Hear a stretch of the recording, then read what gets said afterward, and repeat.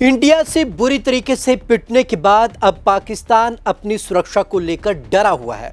इसलिए अब आनन फानन में कई देशों से समझौते करने में लगा है।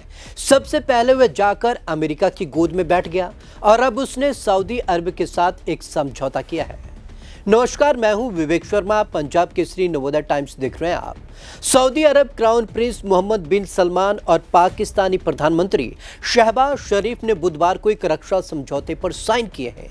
इस समझौते के तहत एक देश पर हमला दूसरे पर हमला माना जाएगा।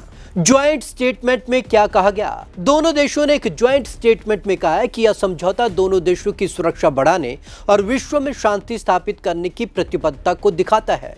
इस समझौते के तहत दोनों देशों के बीच डिफेंस कॉरपोरेशन भी डेवलप किया जाएगा। न्यूज एजेंसी रॉयटर्स के मुताबिक इस समझौते के तहत मिलिट्री सहयोग किया जाएगा। इसमें जरूरत पड़ने पर पाकिस्तान के परमाणु हथियारों का इस्तेमाल भी शामिल है। सऊदी अरब और पाकिस्तान के रक्षा समझौते पर भारत की प्रतिक्रिया भी आ गई है। विदेश मंत्रालय के प्रवक्ता रणधीर जायसवाल ने कहा है कि भारत सरकार को इसकी जानकारी पहले से ही थी। समझौते के वक्त पाकिस्तानी सेना प्रमुख भी मौजूद। शहबाज शरीफ के साथ पाकिस्तानी सेना प्रमुख आसिम मुनीर, उप प्रधानमंत्री इशाक डार, रक्षा मंत्री ख्वाजा आसिफ, वित्त मंत्री मोहम्मद औरंगजेब और हाई लेवल डेलीगेशन सऊदी पहुंचा। जिस वक्त इस रक्षा समझौते पर साइन किए जा रहे थे, तब पाकिस्तानी सेना प्रमुख आसिम मुनीर भी वहां पर मौजूद था। रॉयटर्स के मुताबिक यह समझौता किसी खास देश या घटना के खिलाफ नहीं हुआ, बल्कि दोनों देशों के बीच लंबे समय तक चलने वाले गहरे सहयोग का आधिकारिक रूप है। नाटो जैसी फोर्स बनाने पर जोर। इजराइल ने 9 सितंबर को कतर की राजधानी दोहा में हमास चीफ खलील अल हय्या को निशाना बनाकर हमला किया था। इस हमले में अल हय्या बच तो गया था, लेकिन 6 अन्य लोगों की मौत हो गई थी। इसके बाद 14 सितंबर को दोहा में मुस्लिम देशों के कई नेता इजराइल के खिलाफ एक खास बैठक के लिए इकट्ठा हुए थे।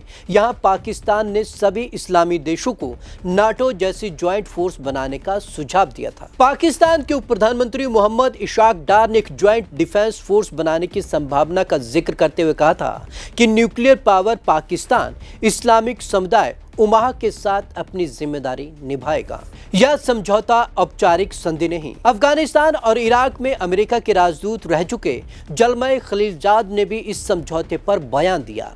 उन्होंने कहा, यह समझौता हालांकि औपचारिक संधि नहीं है, लेकिन इसकी गंभीरता को देखते हुए यह एक बड़ी रणनीतिक साझेदारी मानी जा रही है। खलीलजाद ने कहा है कि क्या यह समझौता कतर में इजराइल हमले के जवाब में किया गया है, या ये लंबे समय से चली आ रही अफवाहों की पुष्टि करता है कि सऊदी अरब पाकिस्तान के एटमी हथियार प्रोग्राम का अघोषित सहयोगी रहा है। क्या इस समझौते में है सीक्रेट क्लॉज? खलीलजाद ने पूछा है कि क्या इस समझौते में सीक्रेट क्लॉज है? अगर हाँ, तो वो क्या है?